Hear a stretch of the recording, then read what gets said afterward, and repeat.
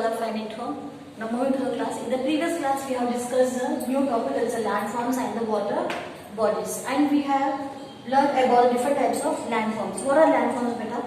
The things which are made by the nature. And landforms are also known as physical features or relief features. The things which are made by the nature itself is known as the relief features or the physical features. Now here we have learned about the two important landforms out of four. What are the four important landforms here? Mountains, plains, plateaus and valleys. Now coming to the mountains, here we have the three important types of mountains. They are fold mountains, rock mountain and the volcanic mountains. And next about the valleys.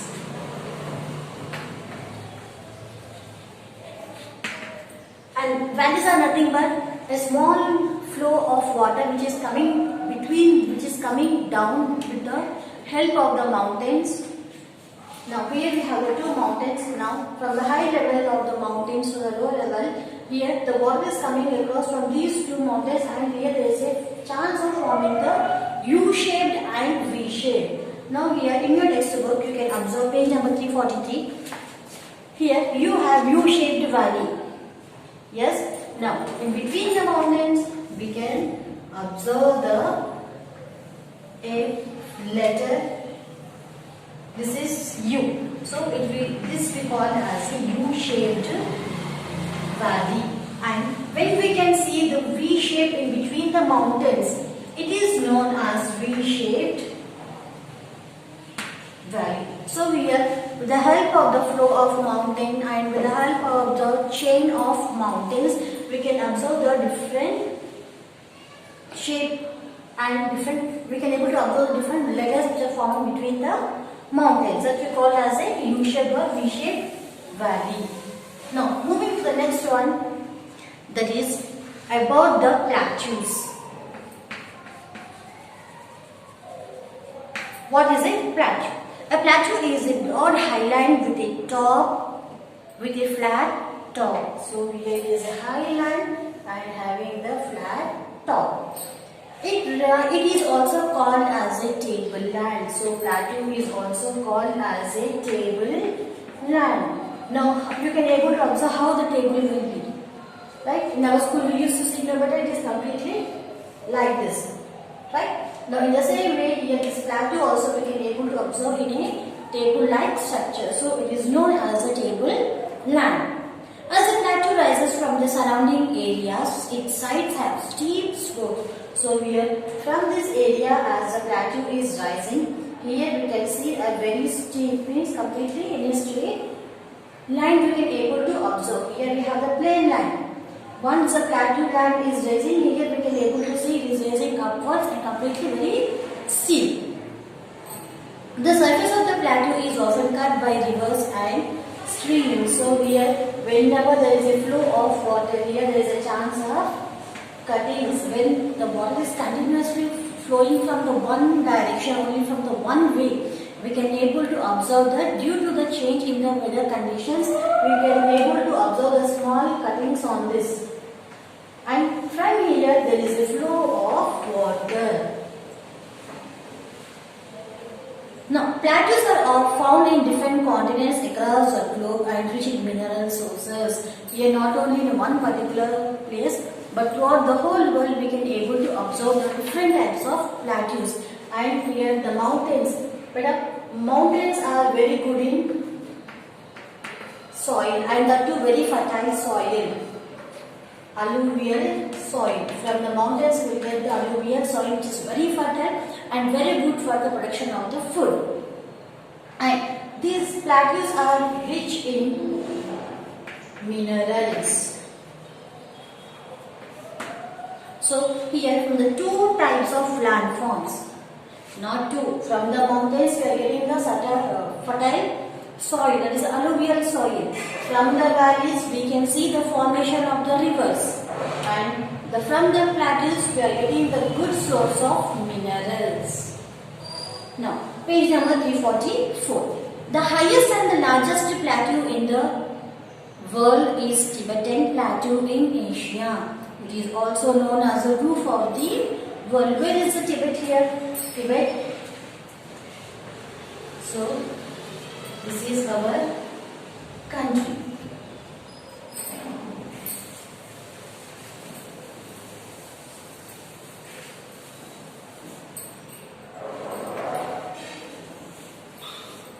So, in our country, we can locate the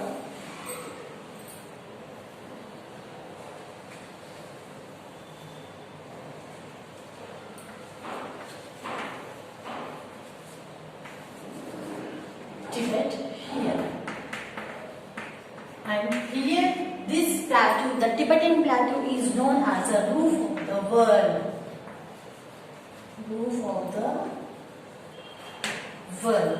And mostly the plateau we can able to observe in the South India. So the largest plateau is known as the Deccan Plateau. This part is plateau or Deccan Plateau, and here we will be having the different Chota Nagpur Plateau, Malwa Plateau. Here many plateaus are there in our country also, but the largest plateau is Deccan Plateau region. So moving to the plains. Plains are flat and low-lying lands. There is almost no difference between the highest and lowest point of plain. So here there is no difference here. Here we can't able to see the plain area. This is a high level land, and here this is a table-like structure. Here we can't able to see the plain land. So the plain land is nothing but the flat surface of the area. Plains are far more populated than mountains and plateaus. Here we can able to see the people living on the mountains. Have you observed the people living on the hills? No. Here mostly the people who are habituated to live where they can able to have the different opportunity, different sources for their livelihood. Mostly those all people are living on the plain land. Here on the plain land we can able to construct the huge buildings. We can construct the different workings like industries, companies. We can able to construct on the plain land, and here the transportation will be very easy for the people, and for the laying of roads, dams, railway stations, bus stations, everything will be possible for the people to construct on the plain surface of the land. But on the high level land, there is a mountains on the plateaus, it is not possible. Now suppose if the people are living on the high level lands.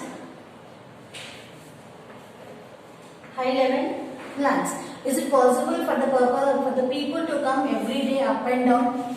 They can able to travel?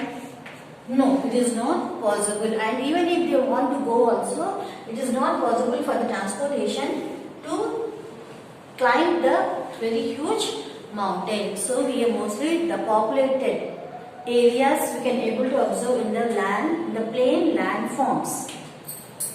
They are fertile and ideal for the farming. So here plains are on the features of the plains. Plains are suitable for the people living, and the plains are suitable for the cultivation of the more number of crops. So farming can be done. Roads and buildings are easily constructed in region with flat land. The northern plains in India and the Great Plains in North America are some examples. So here in our country, the plains are formed with the help of the Indus River and the Ganga River. There is a Indo-Gangetic plain, and that we also call as the northern plains. Now, the plains which are located along the sea are known as the coastal plains. So here, where the connection of the land and water body is there, that area we call as a coastal plain, where the land and water is connecting at the one place. So here we have the Andaman, here we have the Arabian Sea. When we can able to see the connection of the water body and the land attached at one point, That place we call as a coastal plain. Coastal plain. So moving to the next one. I hope you have understood what is a plain. Plain is nothing but a flat land area where we can able to see more number of people living, and we can see the development of the surroundings in the form of construction of the huge buildings, road constructions, dams, and many things we can able to observe on the plain land form.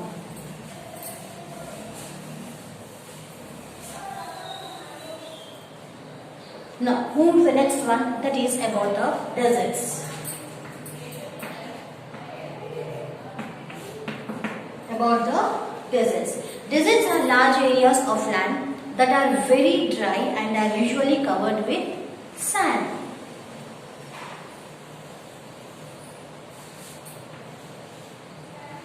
A land is covered completely with the sand is known as desert. Here in Rajasthan we can able to see the desert land. Yes or no? The largest desert in the world is Sahara Desert. It is in Africa, and the second largest desert is the Thar Desert, that is in our country, in Rajasthan. So this land is completely covered with the sand, right? Now, they do not receive much rainfall. There is no rainfall. If there is a good soil, we can able to plant more number of trees. And with the help of the trees, we can get the very good rainfall. But in the desert region, there is no possibility of the growing plants, and there is no chance of getting the water. So there is a very less rainfall in the desert region, and the days will be very hot and the nights will be very cold. Why? Because here the land have the land have the capacity to get heat very fast and to get cool very fast also. So here during the daytime it is very hot, and during the night time it is very cool. So they do not receive much rainfall, therefore only a few plants and trees grow there. And the which type of plants and trees are grown here? The trees which are having the very long roots. The trees which are having the very long roots, the trees only can able to survive in the desert region.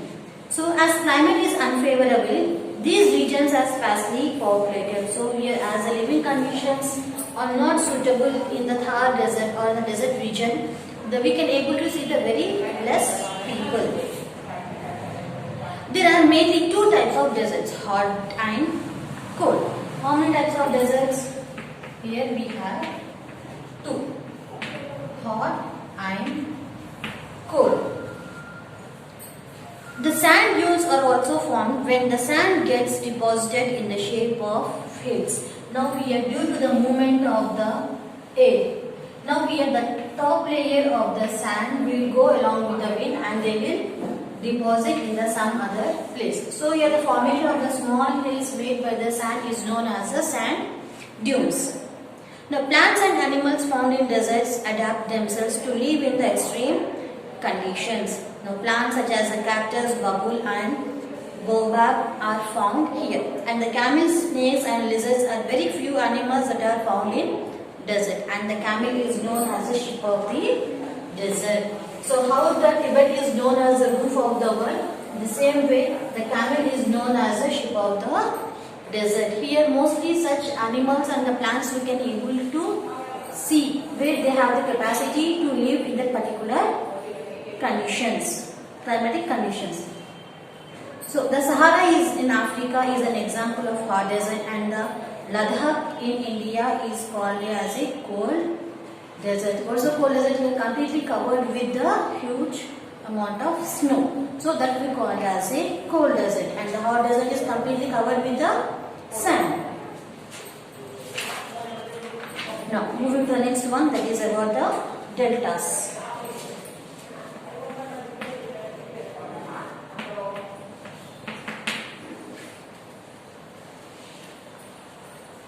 Deltas are formed when rivers are about to flow into the oceans and seas.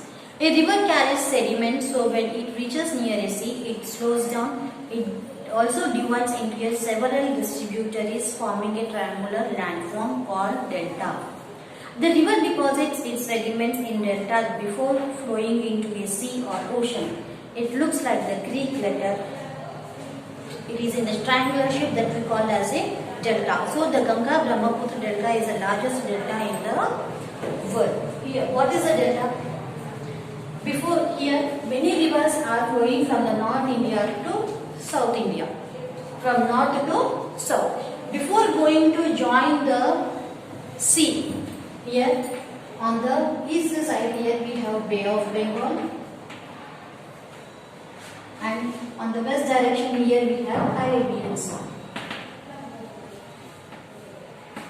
Before going to join the sea, before going to join the Bay of Bengal, the Arabian Sea or Indian Ocean, the rivers are diverting their flow. The flow of river water is changing to the other places. Before going to join the sea, the rivers are diverted.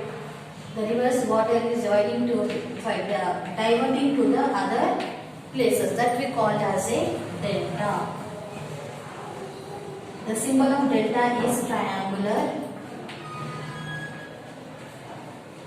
Right? Here you can able to observe from the high level area the water is flowing towards the down level area, and before going to join the ocean or the sea, the water is diverted to the other parts. So here you can able to observe the delta that we call as a delta. Nothing but here distribution of the river water before going to join the sea.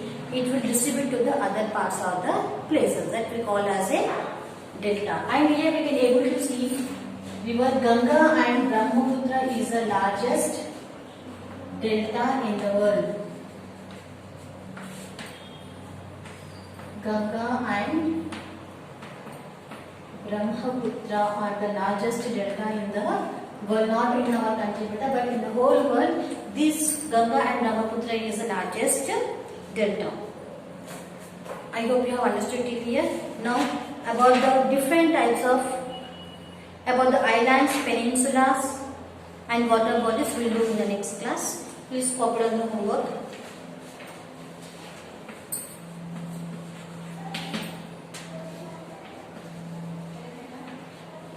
Read page number